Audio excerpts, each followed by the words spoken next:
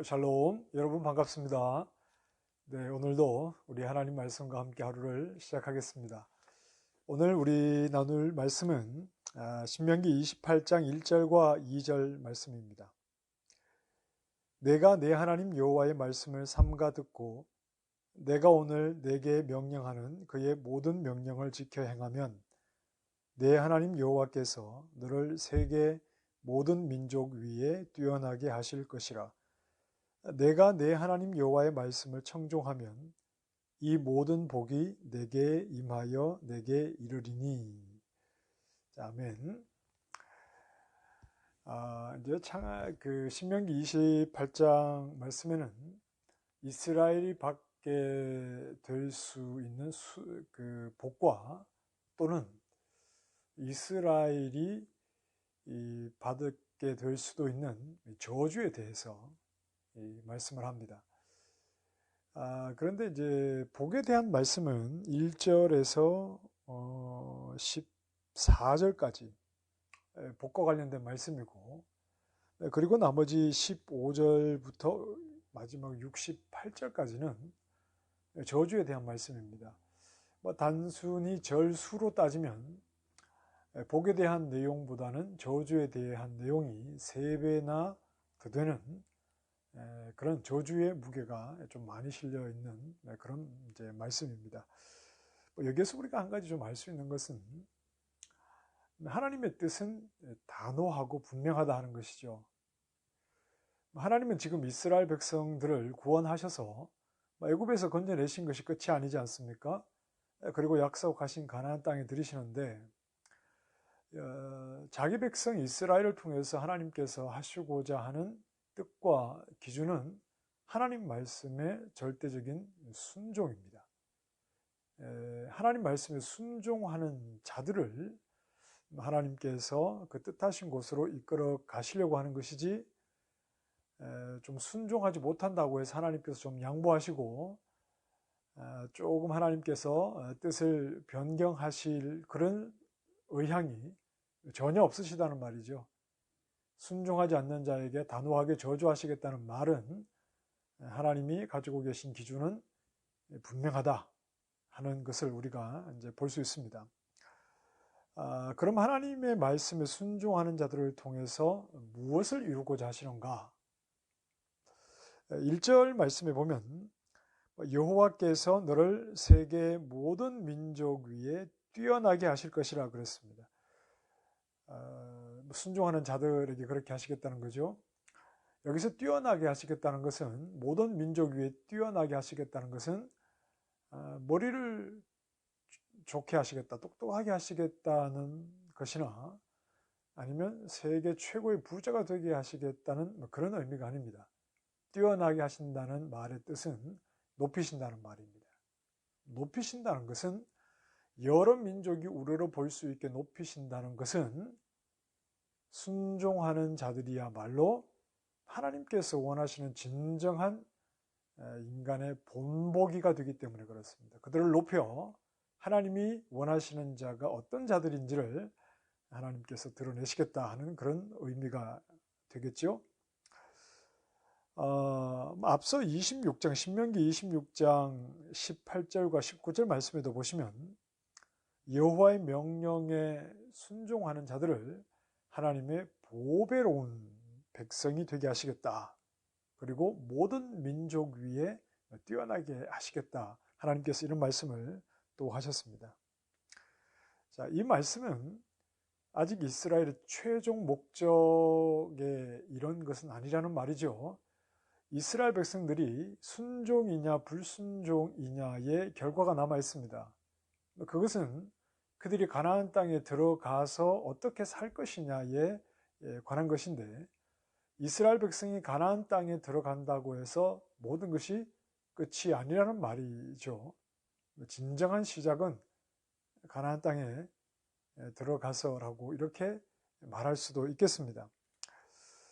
가나안 땅에 들어가서 만약 순종하지 못할 경우에, 특별히 이제 그 저주에 대한 말씀 가운데 63절로 한번 가보시겠습니까? 28장 63절에 가보면 마지막에 너희가 들어가 차지할 땅에서 뽑힐 것이다.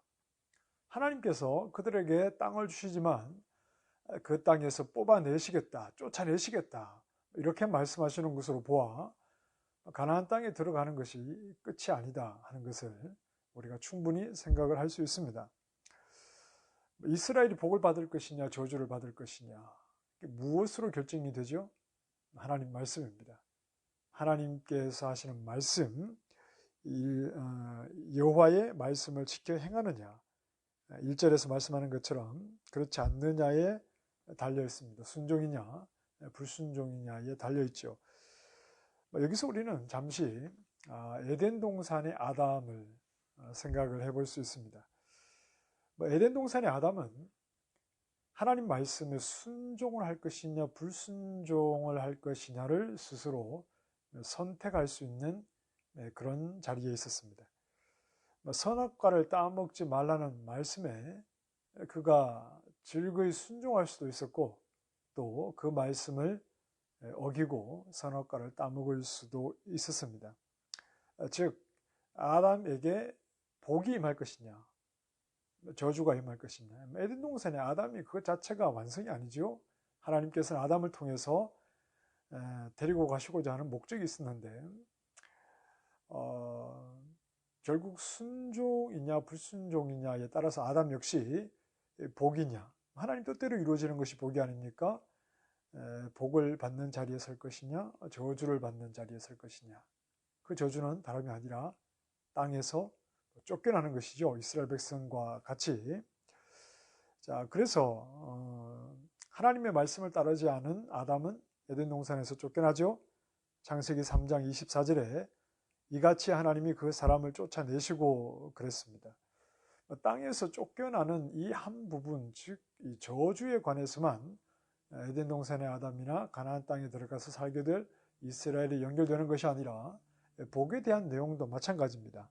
하나님께서 아담에게 생육하고 번성하게 되는 복에 대한 말씀을 하셨던 것과 마찬가지로 오늘 이제 28장 11절 말씀에도 보면 내 몸의 소생과 가축의 새끼와 토지의 소산을 많게 하시는 그 복과 연결이 되어 있다고 볼 수 있겠습니다.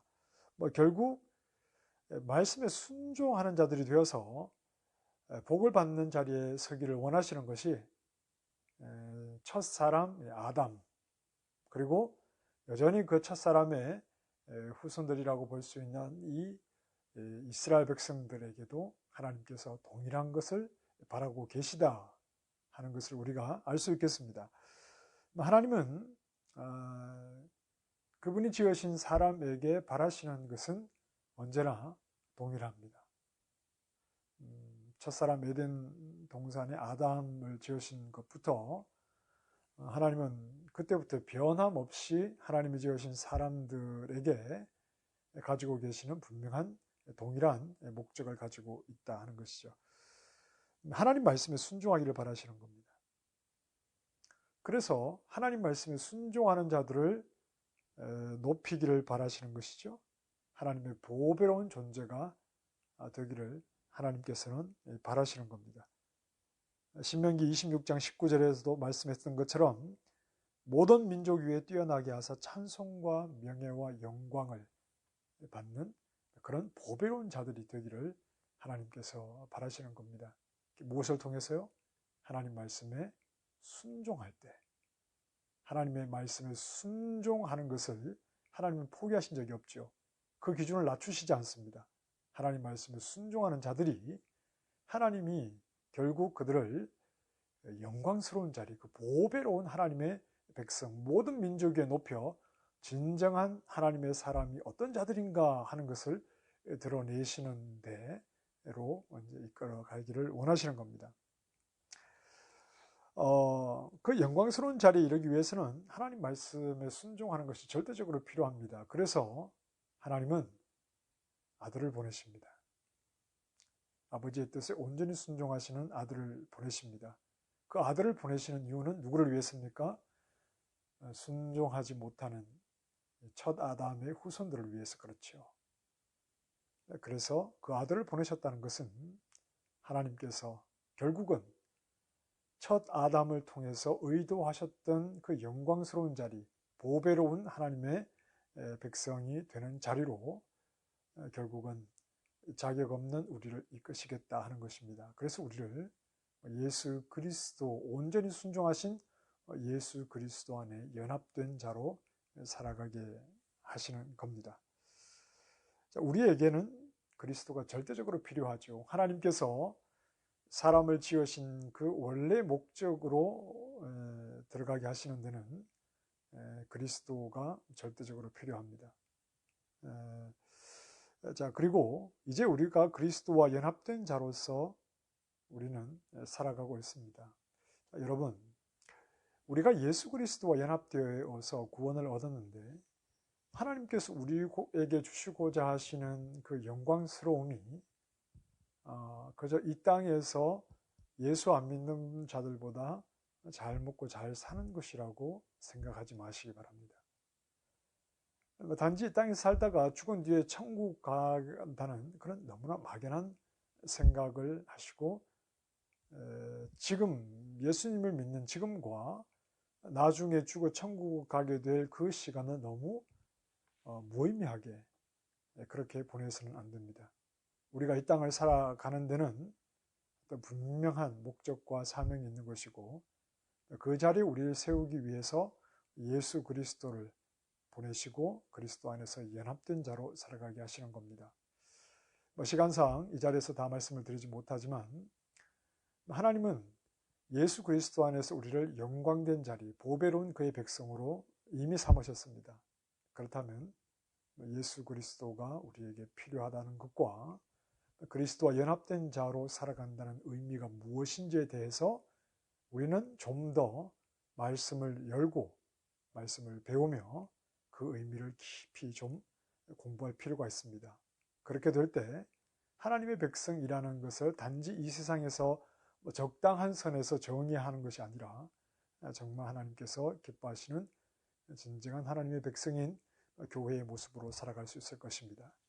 말씀을 가까이 하는 일을 등한히 하지 말고 더 말씀 안에서 그리스도와 연합된 자로 하나님의 영광스러운 백성이 된 것이 무엇인지를 더 잘 배워서 이 땅을 살아가면서 하나님의 백성다운 삶을 살아갈 수 있는 우리 모두가 되기를 원합니다. 기도하겠습니다.